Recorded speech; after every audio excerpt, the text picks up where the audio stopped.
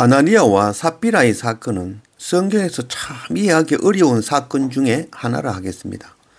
땅을 팔아 일부를 숨겼지만 나머지 전부를 교회에 바친 것이 그렇게 심각한 죄인가 하는 그런 의문이 생기는 사건입니다.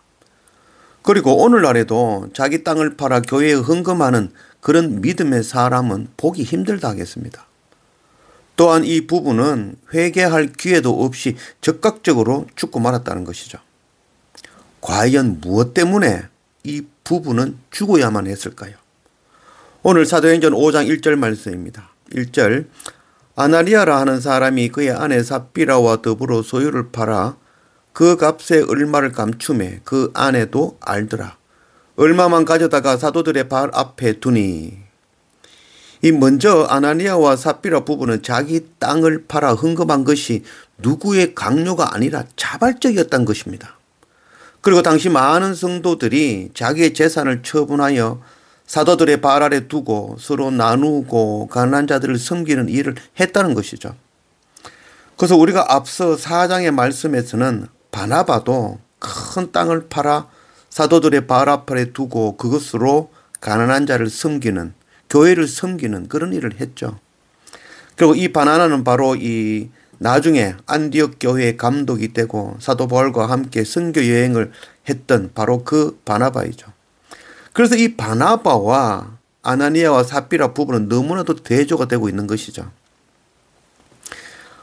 아나니아와 삽비라 부부의 가장 큰 차이점은 다른 사람들은 재산을 처분하여 그 얻은 금액 전부를 그대로 교회에 드렸지만 이 아나니아와 삽비라 부부는 일부를 감추었다는 것이죠.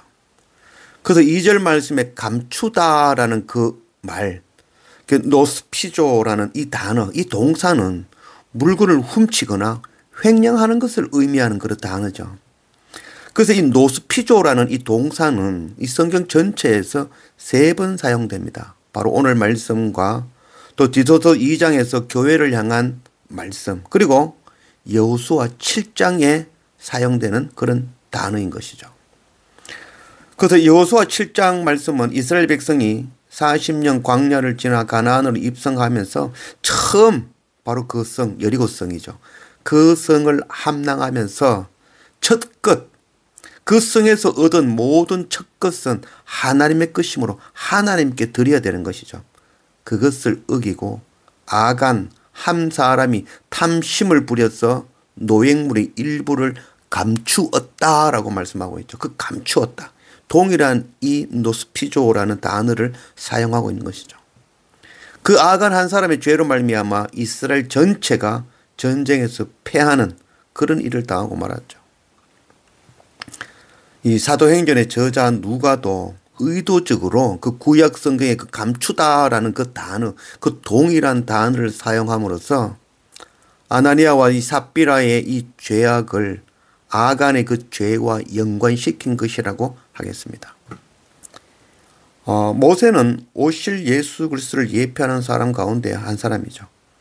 광야를 통하여 백성들을 인도하고 마지막 가나안 앞 그 노보산 아래에서 신명기 말씀, 이 신명기의 그 신자는 거듭 신자죠.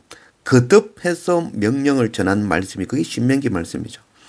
그래서 백성들에게 거듭 하나님의 말씀을 전하고 그 느보산에서 최후를 맞이하였죠. 이제 남은 자들이 언약궤 하나님의 말씀을 앞세워 요단강에 발을 들이는 순간 그 요단이 건너 갈라지는 것이죠. 그것이 바로 발세례죠. 발을 씻는 것이죠. 그리고 들어가서 할례를 행하고 첫 승리를 거둔 것이 바로 여리고성인 것이죠. 그래서 그 여리고성에서 첫 승리, 그 모든 것은 하나님의 것이었죠. 첫 것은 하나님의 것이었죠. 그러나 그 아간 한 사람의 그 탐심의 죄로 인하여 이스라엘 백성 전체가 무너지게 된 것이죠. 그래서 아간의 죄를 다스림을 통해서 공동체 전체의 법과 질서, 하나님의 공의를 세운 사건이라 하겠습니다. 이와 비슷하게 예수님의 공생애도 비슷하죠. 공생애 기간 동안 제자들을 양육하고 마지막 만찬 때에 그들의 발을 씻기시고 십자가 고난을 당하시고 부활하시고 다시 77절 그 40일 동안 거듭 신명기의 말씀과 같이 거듭 제자들을 가르치시고 감람산에서 승천하셨죠. 이제 제자들은 그 복음의 말씀을 앞세워 성전 미문에서 40년 된 그 나면서부터 안전뱅이를 걷게 함으로써 첫 승리를 거두고 복음을 전하며 교회의 기초를 세우는 그런 시간이 되어진 것이죠. 그때에 바로 이 아간과 같은 일, 아나니아와 삽비라 부부를 통하여 그런 탐심의 일이 일어나고 만 것입니다. 아간과 같은 이 아나니아와 삽비라의 탐심의 죄를 물으심으로 바로 하나님의 교회를 바로 세운 것이다 라고 할 수 있겠죠. 이스라엘 백성 전체가 무너질 수 있는 그 사건을 바로잡음으로 통해서 교회의 초대교회의 그 틀을 놓으신 것이죠. 그 터 위에 오늘 우리도 서 있는 것이죠. 그것을 통하여 하나님을 경외하며 하나님의 권위를 알게 하신 그런 사건이라겠습니다. 그럼에도 우리 마음 한편에는 야 그래도 그렇지 꼭 이렇게까지 하실 필요가 있었겠나 여겨지기도 하죠. 그러나 그 첫 시작이 거룩함으로 시작하지 아니하면 결코 하나님의 교회는 세워줄 수 없는 것입니다. 만일 오늘날 이런 일이 일어났다면 충분히 이해되어지고 회개하고 용서될 수 있는 일이라 할 수도 있을 것입니다. 그러나 첫 교회가 세워지는 가운데 이 죄의 탐심의 문제를 묵인하였다면 교회의 기초는 흔들리고 말 것이고 오늘날 교회도 지금과 같이 세워지지 못했을 것입니다. 3절 베드로가 이르되 아나니아야 어찌하여 사탄이 네 마음에 가득하여 네가 성령을 속이고 땅값 얼마를 감추었느냐. 땅이 그대로 있을 때에는 네 땅이 아니며 판 후에도 네 마음대로 할 수가 없더냐. 어찌하여 이 일을 네 마음에 두었느냐. 사람에게 거짓말한 것이 아니요 하나님께로다. 아나니아와 삽비라 사건의 궁극적인 메시지. 이들이 공동체에 거짓말하고 탐심을 부리고 자기 몫을 챙기려 했다는 것이 아니라는 것이죠. 바로 하나님을 속이며 성령을 기만한 것입니다. 그래서 베드로는 사탄이 네 마음에 가득하다라고 책망하였죠.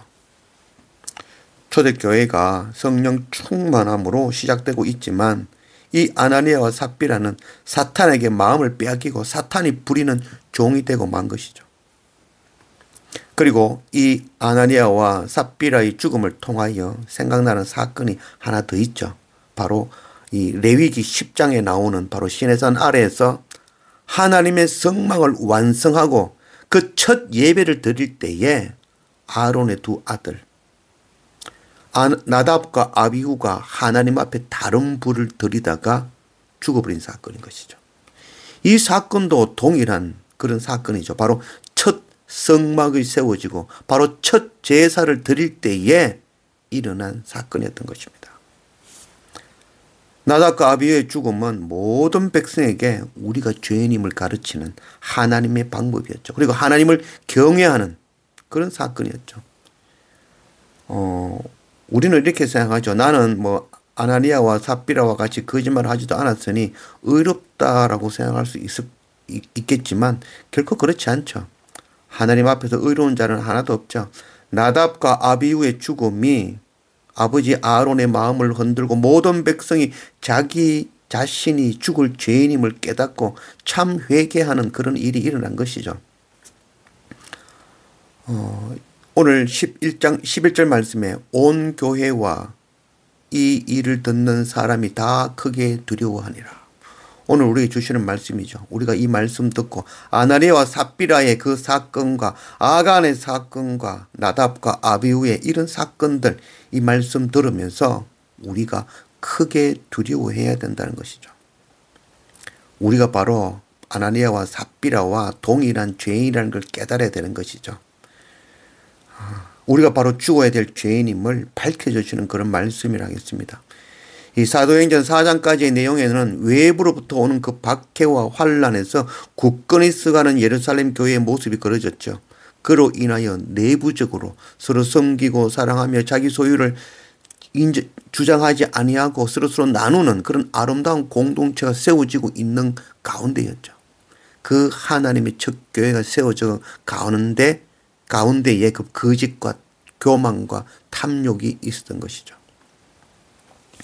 아나니아와 삽비라 부부의 일로 인하여 내부적인 그 거짓과 교만과 탐욕의 문제도 바로잡히게 된 것이다 하겠습니다. 하나님의 교회가 외부적으로나 내부적으로 온전히 세워져 가게 되는 것입니다. 외부적으로 내부적으로 온전히 써가는 교회, 교회의 기초를 세우는 시점에서 그 어떤 거짓과 교만과 욕심이 있을 수는 없는 것이죠. 교회를 거짓과 탐욕으로 흔들려 하는 그 사탄에 대한 강력한 심판으로 이해할 수 있겠습니다. 우리가 오늘 이 말씀을 읽으면서 내가 바로 아나니아와 삽비라와 같이 동일한 죄인임을 잊지 말아야 될 것입니다. 두려운 마음으로 오늘 이 말씀을 읽어야 될 것입니다. 고린도전서 3장 16절 너희가 하나님의 성전인 것과 하나님의 성령이 너희 안에 계시는 것을 알지 못하느냐. 날마다 말씀과 예배 앞에 엎드리며 우리의 모양이나 내면으로도 정결하게 하나님의 거룩한 성전으로 날마다 세워져 가는 그런 우리가 되어지기를 원합니다.